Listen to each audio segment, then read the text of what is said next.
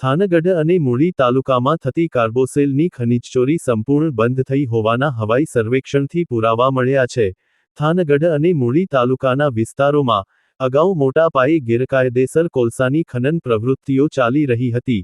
ખાસ કરીને જામવાડી, ભડુલો, ભેટ, અસુંદરાળી, ધોળિયા, ગુગલિયાણા, શેખરડી, ગઢડા, સોનગઢ, ખારો વિસ્તાર, વેલાળા, ખાખરાળા, રાવરાણી, રાણીપાટ, ઉમરડા, વગડિયા, ખંપાળિયા સહિતના અનેક વિસ્તારોમાં ગેરકાયદેસર રીતે કોલસાનું ખનન કરવામાં આવતું હોવાનું આજથી 1.5 વર્ષ અગાઉ હાથ ધરવામાં આવેલ વિવિધ આકસ્મિક તપાસો, દરોડા અને રેડ દરમિયાન ધ્યાને આવેલ હતું.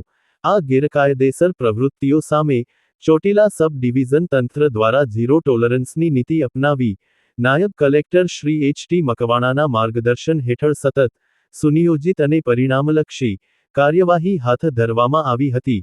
તંત્ર દ્વારા વિવિધ તબક્કે ગેરકાયદેસર કોલસાના કૂવાઓ બંધ કરાવવામાં આવ્યા હતા. તેમજ સંવેદનશીલ વિસ્તારોમાં સતત દેખરેખ અને મોનિટરિંગની વ્યવસ્થા ઊભી કરવામાં આવી હતી, જે આજે પણ ચાલુ છે. ગેરકાયદેસર ખનન પ્રવૃત્તિઓ ફરી શરૂ ન થાય, તેમજ કુદરતી સંસાધનોનું સંરક્ષણ સુનિશ્ચિત થાય તે માટે આધુનિક ડ્રોન ટેકનોલોજીનો ઉપયોગ કરીને નિયમિત હવાઈ સર્વેલન્સ હાથ ધરવામાં આવી રહ્યું છે. તાજેતરમાં કરવામાં આવેલા ડ્રોન સર્વેક્ષણ અને તેના ફૂટેજના અભ્યાસથી સ્પષ્ટપણે સામે આવ્યું છે કે અગાઉ ગેરકાયદેસર કોલસા ખનન માટે જાણીતા રહેલા વિસ્તારોમાં હાલમાં કોઈપણ પ્રકારની ખનન પ્રવૃત્તિ ચાલી રહી નથી. ડ્રોન સર્વેલન્સના ફૂટેજમાં અગાઉ ગેરકાયદેસર ખનન માટે ઉપયોગમાં લેવાતા સ્થળો અને કૂવાઓ બિનકાર્યરત હાલતમાં જોવા મળ્યા છે, જે દર્શાવે છે કે ચોટીલા સબ ડિવિઝન તંત્ર દ્વારા હાથ ધરવામાં આવેલી કાર્યવાહી અત્યંત અસરકારક સાબિત થઈ છે.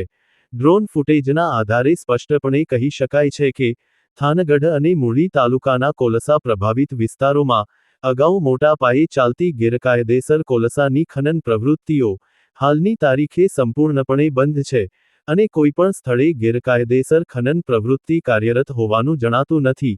નાયબ કલેક્ટર શ્રી એચ.ટી. મકવાણાએ જણાવ્યું હતું કે સરકારી જમીન, કુદરતી સંપત્તિ અને પર્યાવરણને નુકસાન પહોંચાડતી ગેરકાયદેસર ખનીજ પ્રવૃત્તિઓ કોઈપણ સંજોગોમાં ચલાવી લેવામાં આવશે નહીં.